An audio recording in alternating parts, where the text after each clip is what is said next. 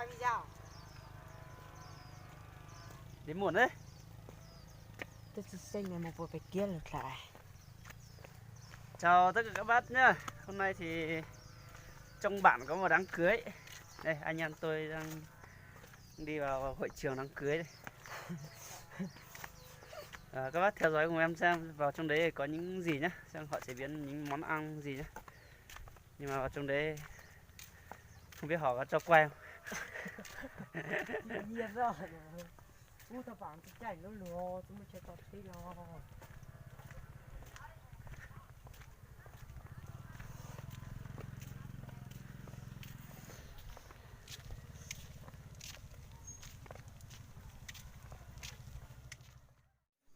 Thế bảo rồi cho gì chậm màu.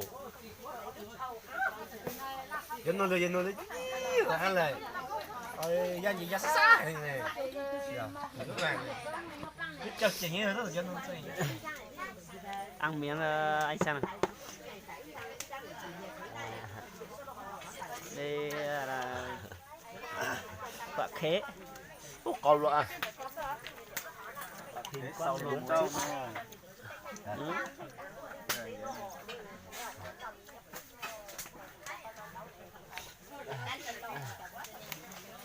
Ngon nè ha. Chuyện này nó cá như này, chuyện này cái gì? Nó. Cháu ơi, theo cái sáng dưới lên nó tầm đó mình giảm thằng cái chi trời nữa. Đâu rồi. Thế là nó chấm muỗng trời thì nó cứ Đám cưới nhá. bây giờ bón nó là mà mắm nó mà sao hạt á đâu nó mò bùi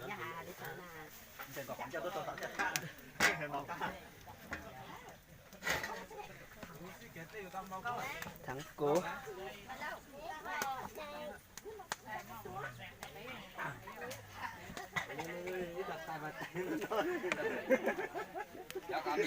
Mình sao mà này nọ. Dầu thôi. Gió cho nó chỉ non tóc luôn chẳng đâu. Nên muốn lại cái hạt tàng Rồi cái từ năm nay tới chỉ có chiêm bơm mà chiêm có quay táo. Ok.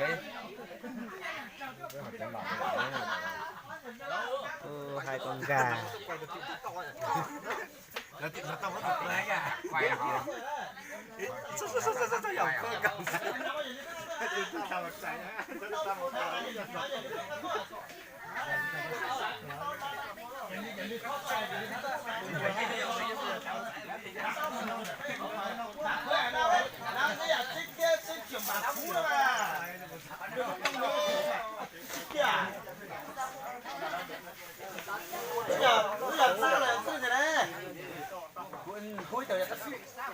không có cá không chạy không? không có cá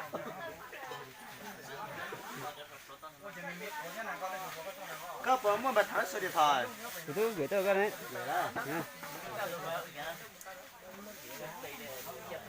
Trứng cút à? Hỏi luôn ha. nhỏ 70 bân. Và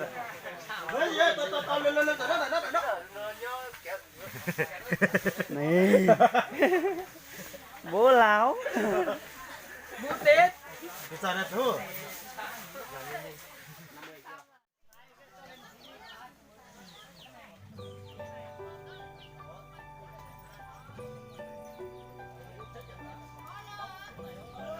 Hôm nay thì trời cũng xấu xấu, thời tiết thì cũng mưa, sương mù các bạn ạ.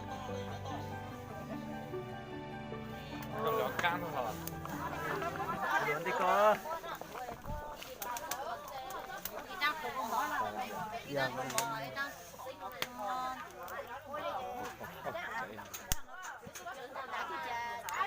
然后都是技术嘛，不是，我只在等你喊那个，Cái tờ đấy. 吹的，对。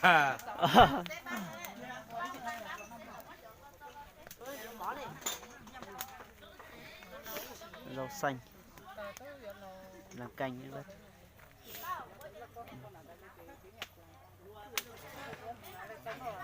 Thế nhỉ.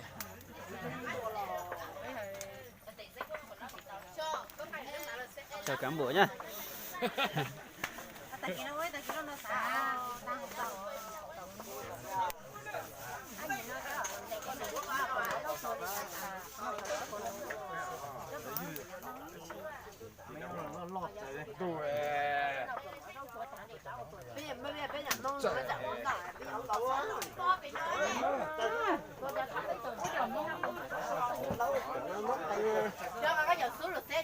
Viên thấy rất lá này. Chào của ha.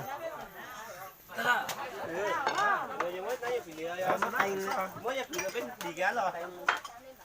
Rồi sải nó sẽ cho.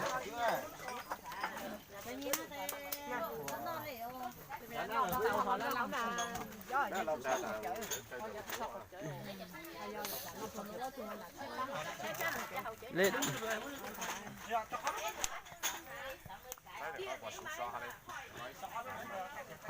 Lúc họ lạc trang rồi nè. Nó tỏ số là các thầy không gần nữa.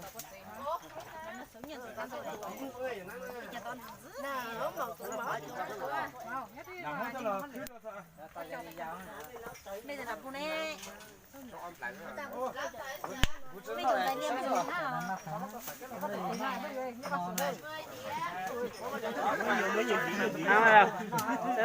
Tao mà vậy. Tí tao mà. Các Ăn thế. bắt chấp lại đó các bạn thề. Ui giống nọ thế hả?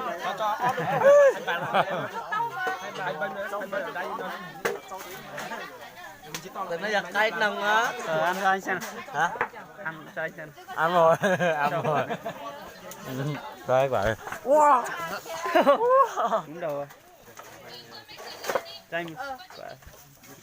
Trứng này. Cúc đi.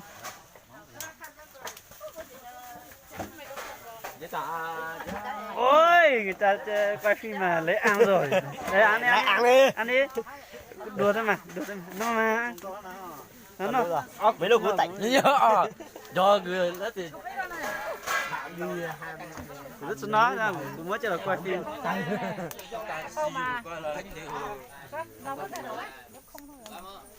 là thành vô tay. Ăn ơi. Rồi tao lúc này nấu mà lúc đã sắp lời đó. Ngon không? Ăn thử à? Ngon lắm đấy. Ngon rồi. Này. Đây, Ngon. trứng cúc thì không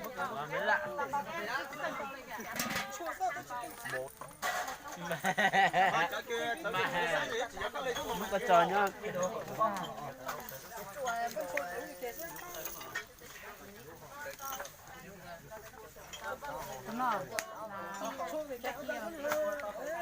Nó chắc sẽ này quả trái quả ngôi sao.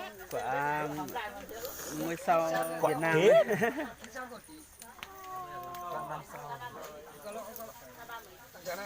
Giờ mới giờ to tài la mới giờ to này kìa. Thôi đấy chỉ bắt đầu mới vệ sinh đi. Có món ăn bao giờ?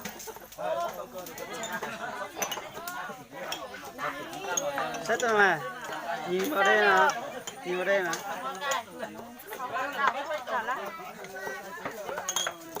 Nhưng có chỗ người ta có tầm 70. 73 rồi nó chở có 72. Xe, nhìn bà thọ cũng phải xuống. Rất rồi. 2, 6, 8, 10, 12, 14, 16, 18, 20, 22, 23, 26, Lấy nét. 37 sao? 38, 39, 70. Bây giờ nó còn cày cái là cái có điểm mà.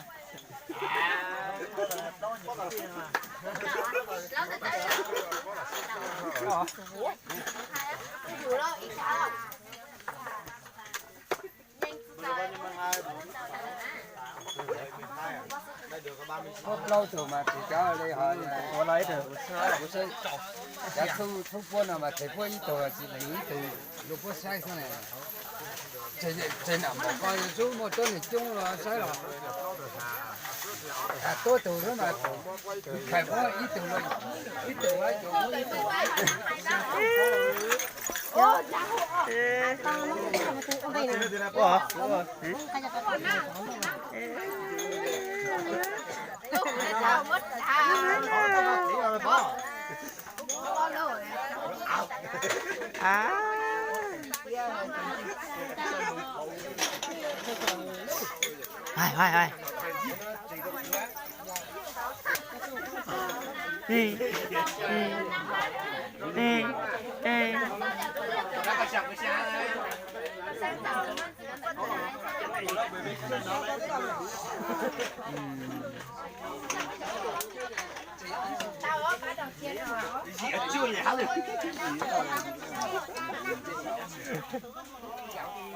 ngon không?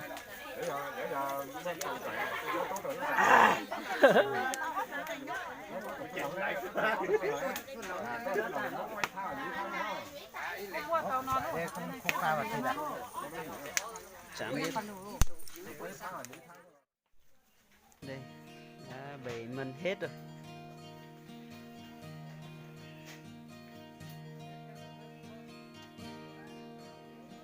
Bây giờ chờ thời gian để khách đến thì lên mân thôi.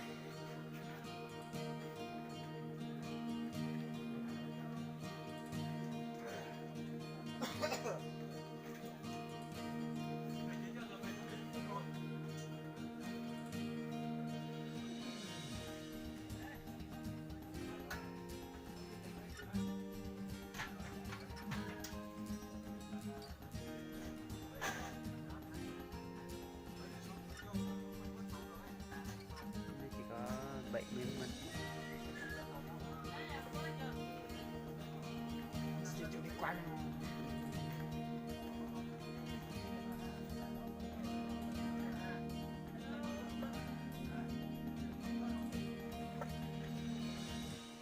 Vẫn còn thừa rất là nhiều mân trên này.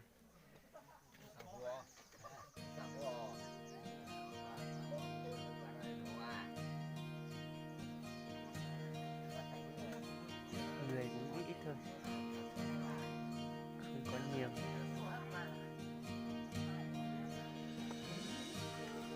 Ô, trông này hả?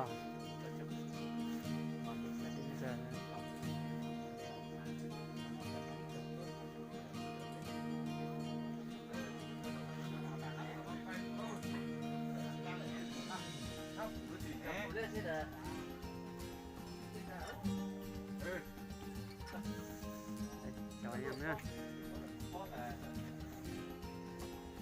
Ô, nguội hết rồi, trời lạnh không nhanh. Đây là cán cố. Rất chưa.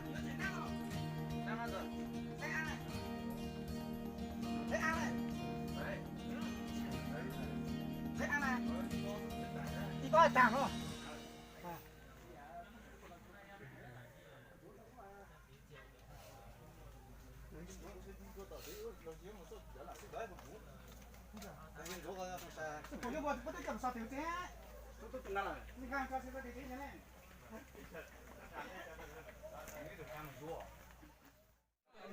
Lên mân rồi.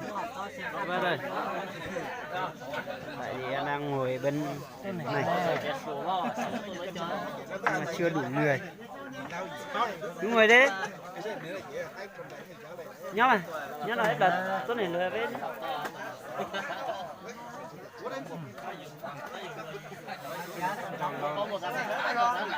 Ôi trời lạnh quá, đông hết rồi.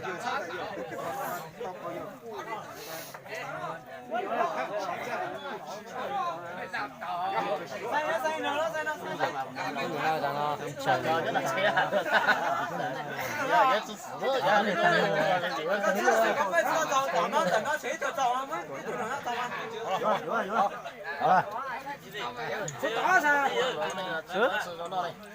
đây ăn uống cho thoải mái nhá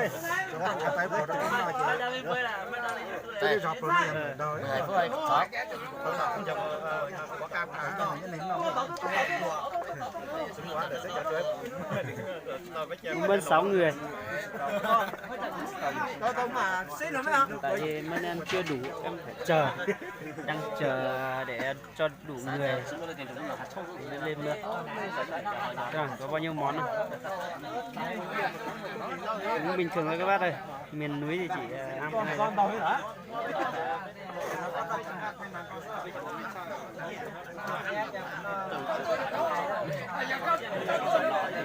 Hôm nay thì trời lạnh, bằng 70 mân nhưng mà người thì ít, có khi chỉ chiến được tầm 30 mân thôi, vẫn còn rất là nhiều. Do cho chưa?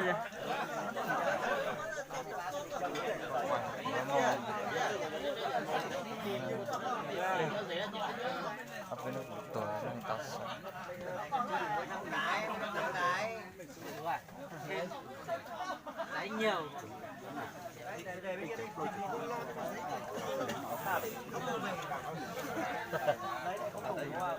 Ô, hết người rồi.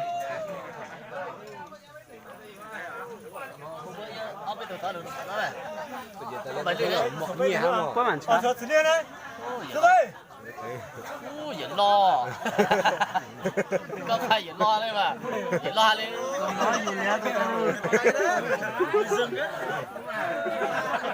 Ô, được cái mũ thật là đẹp luôn. Đây, đây cháu coi. Quá đẹp luôn. Đám cưới thì phải thế này.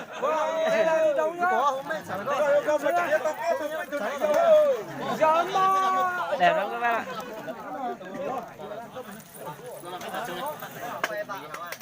Đây bên em cũng đã đủ người rồi. Đủ chưa ạ?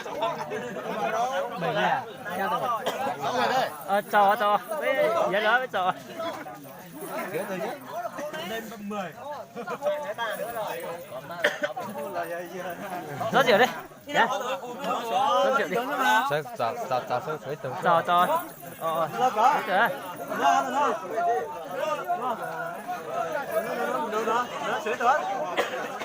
trong mơ thì bố hết trong người ta không có sao à Đấy cái ông kia mới là tuyệt vời.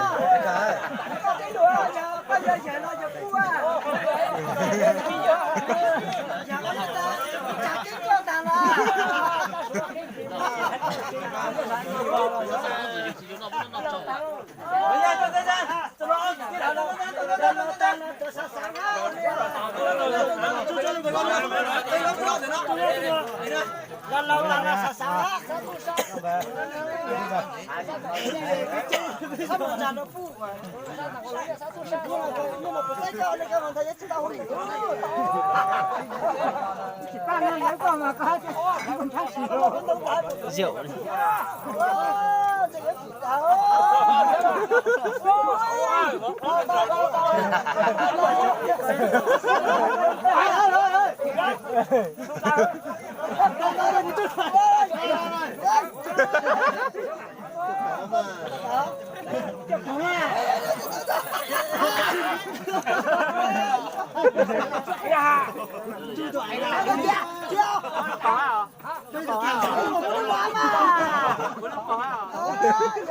Lấy cho mà tự cho trong bộ chứ. Nó bỏ tao đó, nó cho nắm không đó. Nó bây giờ nó cho mà ha.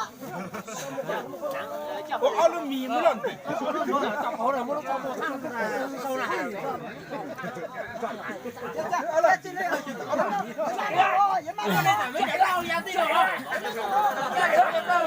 Kia rất là đẹp, tranh nhau để đeo.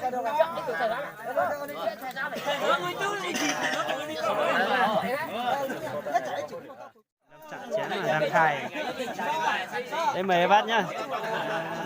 Uống chén rượu đấy.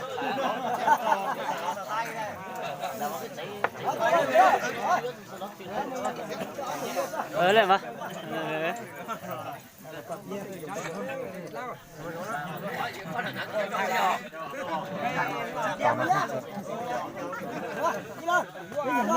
vô rồi bây giờ vậy thế hả ô thử món này trước đi ô nguội hết rồi còn có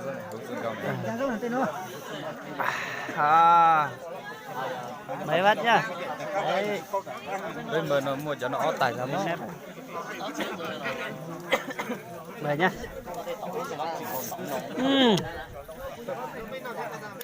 đâu cái nào thịt trâu các bạn rất là ngon nó lên nó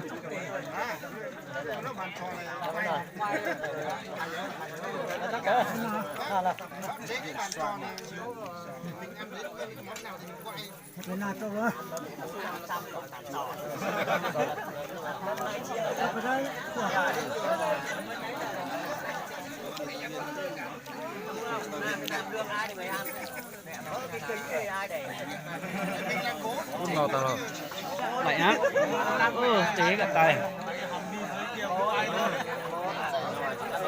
cho một cú nhận đúng không? Họ mới chơi có tao nó chơi của. Đúng không? Đây ta sẽ cứ ôn là cán rồi mà sao thầy không có đó. nó lên đâu bên nào có xe à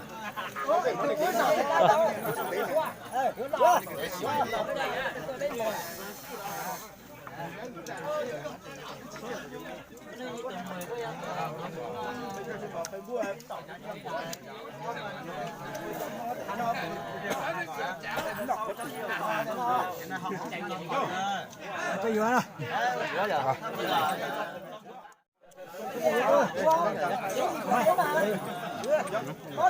đây nữa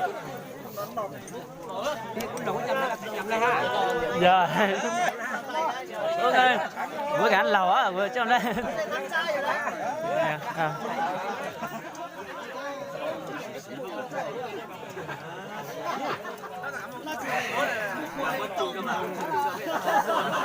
lạnh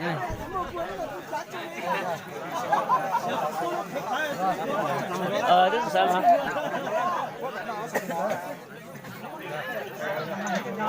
Cái gì? đến nào mày rất là yêu đời đến nào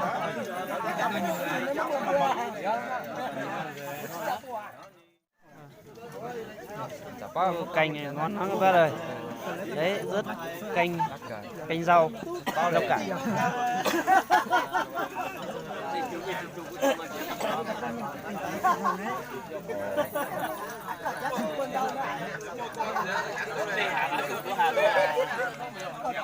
những rượu nào hơi dài mốt có hơi đắt cỡ rồi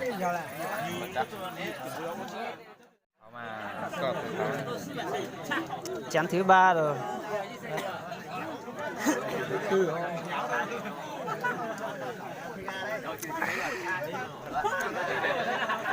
chẳng hết nóng mấy đi xuống đây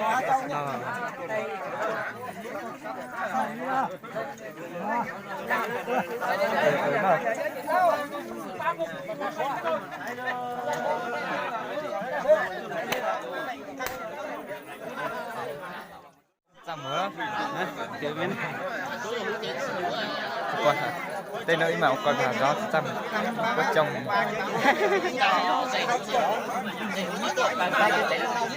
bắt đầu say với bác ơi đấy nói chuyện hơi rồi giờ bây giờ nói chuyện hơi nhiều đấy chẳng biết chén thứ mấy rồi vô bây giờ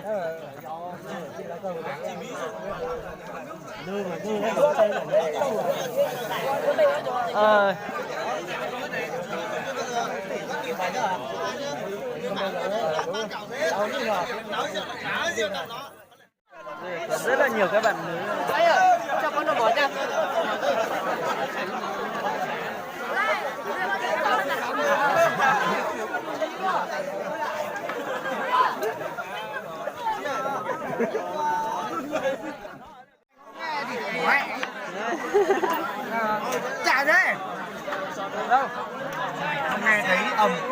Chỗ này không? Chỗ này không? Ôi anh cái này thì tôi mẹ khỏi rồi á. Vào đây uống với hội những thằng nát rượu. Ôi, người đẹp ơi là người đẹp. Các chị cứ tới đây em rất Anh ơi anh em. Ở đây là chúc khỏe em nhé. Đây à, khỏe nhất. Mày dạo này tình cảm hơi xuống ấy. Giống như tao làm diêu đâu. không phải là tình cảm thế này. Hai em mà con chú em vất rồi. Mày về mới được gần 1 năm. Năm trước và năm nay đúng không? Chả thế, từ năm trước mày còn lên tao mà. À này, anh em Rồi. đây. Này. Đâu này, ngồi đây, ngồi. Thế này. Không phải là không có tình cảm với em, mà em thì nó khác. Có gì phải nói. Em chưa nói đâu. Các bác ạ, bây giờ thì cũng tăng hết rồi. Đấy. Chỉ có em mình thôi. Em mình bảo là cũng hơi lâu luôn. Vì chờ này.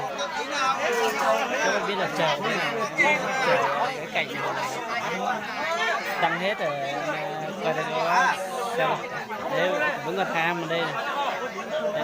Rồi, em trai đấy. Anh em mình nói chung là vừa cảm ơn mặt khỏe nhớ chưa? Giờ là có mỗi anh em mình thôi. Đấy. Có người hàng xóm, người khác thì người ta ra hết rồi. Bây giờ có anh em mình thôi. Rồi. Là chán này anh mày nghỉ nhá. Là chán thôi anh em mình nghỉ. Đấy. Là chúc hết tất cả mọi người nhá. Mạnh khỏe. Các bác, bè, các bà mạnh khỏe nhá. Hôm nay là đám cưới là đến vậy. Anh mình ra mà đám cưới là nói đến vậy nhá. Đấy. Được chưa? Được chưa? Mà hôm nay rất là đông vui, nhưng mà có gái là con ngồi với mình. Đấy, mình được trước. Vâng thì bây giờ thì cũng tăng hết rồi. Em xin chào các bác nhé. Và đám cưới chỉ thế này thôi. Xin kết thúc video này. Nếu mà thấy hay thì đăng ký ủng hộ em nhé.